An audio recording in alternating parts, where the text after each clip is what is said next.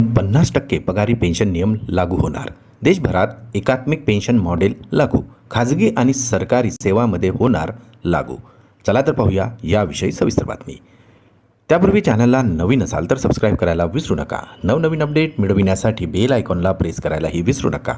1 ऑगस्टपासून नवीन एकत्रित pension model लागू होणार आहे, जे सर्व कर्मचाऱ्यांना पेन्शन सुरक्षित करण्याच्या दिशेने एक मोठे पाऊल असणार आहे.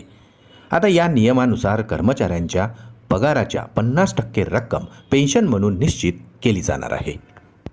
युनिफाईड पेन्शन मॉडेलचे उद्दिष्ट कर्मचाऱ्यांना त्यांच्या निवृत्तीनंतरच्या आयुष्यासाठी आर्थिक सुरक्षा प्रदान करणे हे आहे. हे मॉडेल सर्व क्षेत्रात काम करणाऱ्या कर्मचाऱ्यांना लागू असणार आहे, मग ते खाजगी क्षेत्रात असो की सरकारी सेवामध्ये.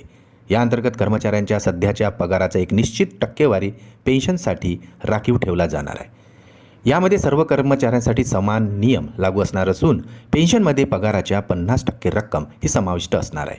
खाजगी आणि सरकारी कर्मचाऱ्यांना लागू असणार आहे.